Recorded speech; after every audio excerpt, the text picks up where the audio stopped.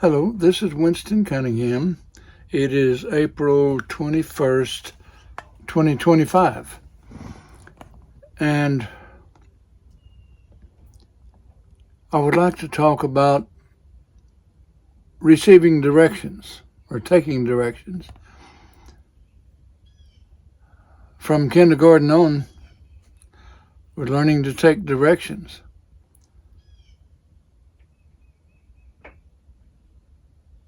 Anytime I'm learning something new, I need to be prepared to take directions. Well, what I've graduated to in taking directions is learning how to receive directions from within myself. This is the most important part of taking directions, I think.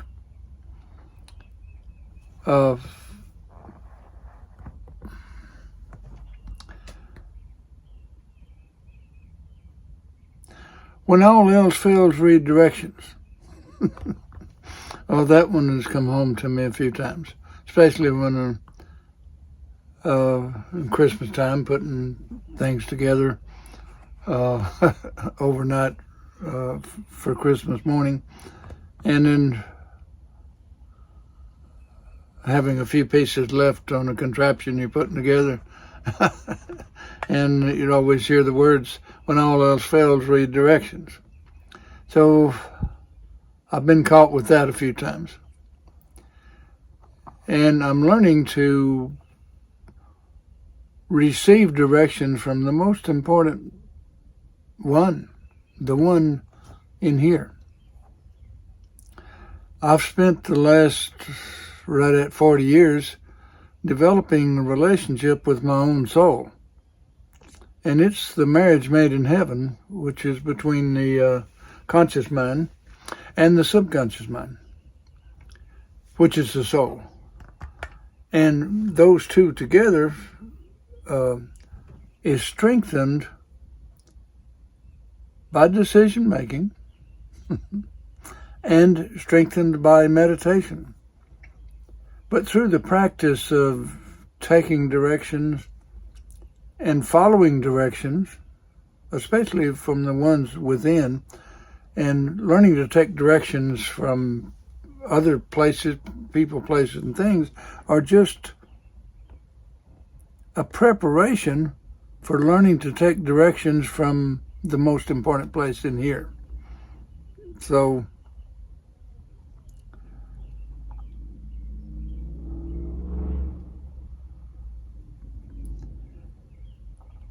I appreciate my soul. I was just talking with a friend, or a friend texted me, and her husband had a dream that related to some soul searching, I think, going back to an earlier time. So it just brings to mind from everywhere the importance of the soul. And this may not seem related, but I notice where people are just going about their routine without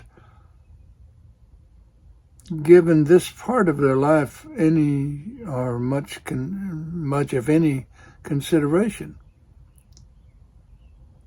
or just going through the motions of making everything work and making everything come out to their own satisfaction, which is a good thing. But if a person lives a life totally just for physical means, of how it can make more money and how it can be able to spend more money. Now, I like having money. I don't have much experience with that yet. My doctor keeps asking me if I'm allergic to anything. I said, yeah, money, because I can't get close to it. But I'm learning. I'm kind of loosening up around the edges with some roughness. So, and another fellow that just texted me a little bit ago always has questions, and I'll give him a little something. but always it's about getting serious. About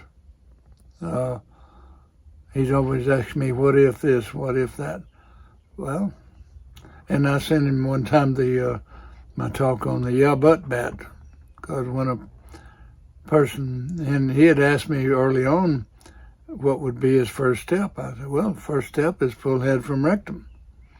That has to happen first, and I use that term loosely. It's like maybe I should use the term of no, this is my term. The oyster to keep head in the sand, just kind of ignore, blocking everything out, and that's the way most people live. So that's what I mean by pulling head from rectum, is because that when your head is in the wrong place, you're not getting what you need out of this lifetime. Because all the money you make, all the houses you build, all the countries you conquer, you can't take any of that with you. You can only take what you've come to understand over and above what you did. And it's all about refinement. We got so many, there's 144,000 different aspects of self to learn about. That many different ways to learn. And each experience provides a way to learn about a little bit of that. So,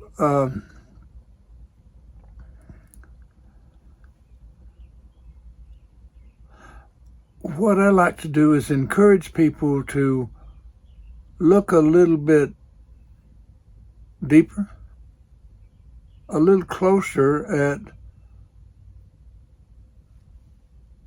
what they're really doing here.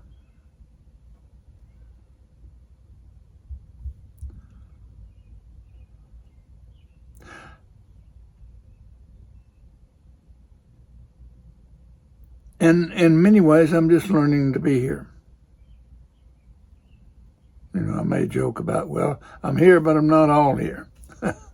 Well, that's kind of a tongue-in-cheek remark, but there's some truth in it, too. Because if I was all here, I wouldn't need to be here. So it's kind of a juxtaposition, and the juxtaposition is the one word that describes my life maybe better than than anything else. Because every morning when I look in the mirror, I said, damn, you again? But this one is in front of me because that's the one I need to understand. And can't get away from it. It keeps coming back. It keeps coming back. But instructions, there are instructions available. We got instructions all the way through school, got instructions through, growing up in church, I got instructions there.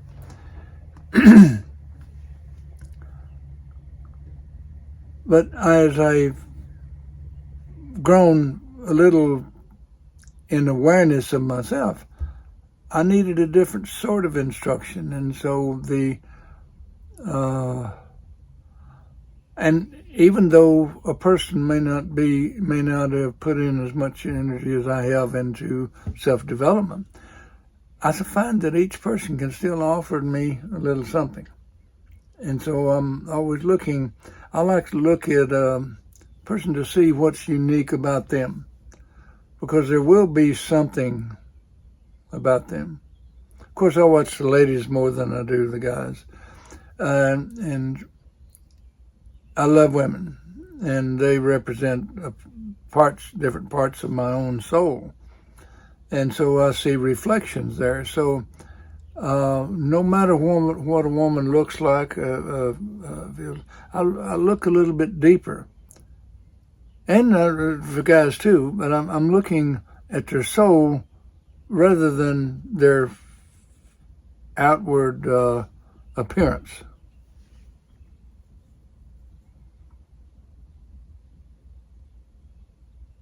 Because each person has something to offer.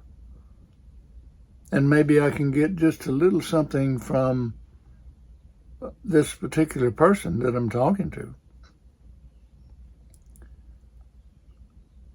And so I'm looking for that. And at the same time, I'm receiving instructions on, there are many levels of receiving instructions. At the present time, I need to know more about computers and how to, because I'm getting ready to do something with YouTube, and I don't know what I'm doing.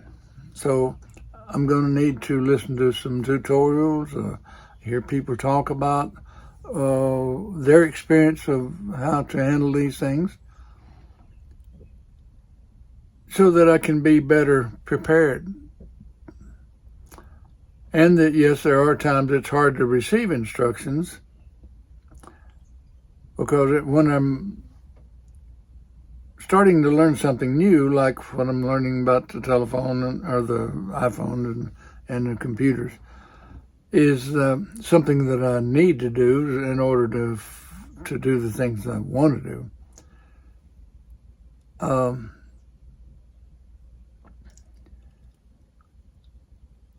Sometimes I just don't want to hear it, But I'm working myself into a better frame of mind to be able to receive new instructions. And this reminds me of a talk I did earlier on the pain in childbirth. Because anytime you start something new, there's going to be a degree of difficulty related to it.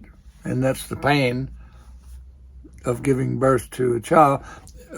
Giving birth to a child in the language of mind represents starting something new.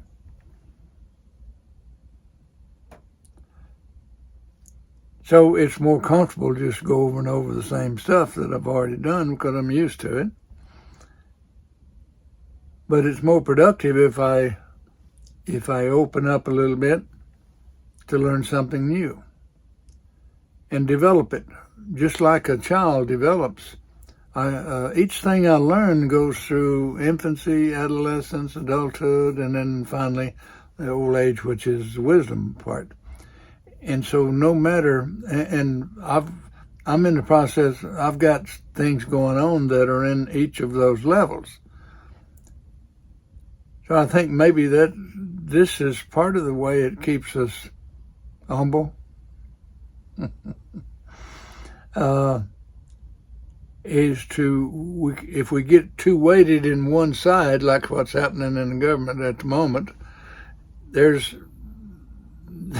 country was founded to have some balance, and so one part of the self, which is the nation, can't get too far out of whack because there's balances to pull it back. So the one who would be king cannot be king because the rest of the people said, wait a minute. But they may have waited too long to say, wait a minute.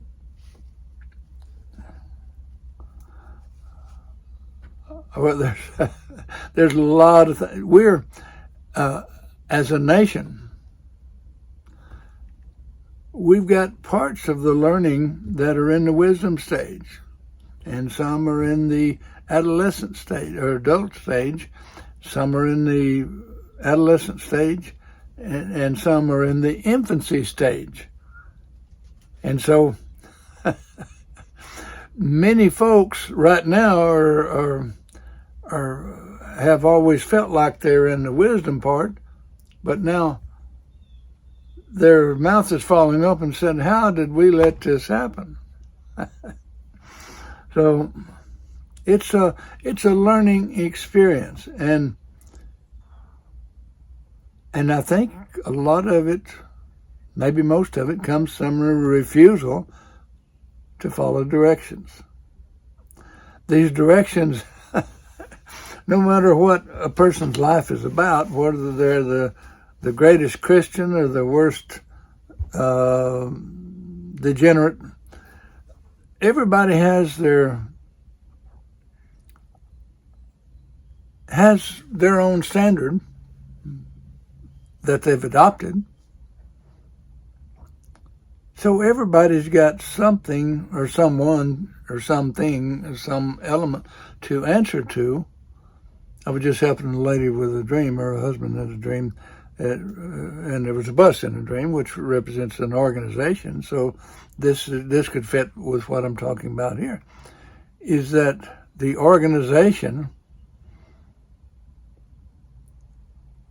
or how you're using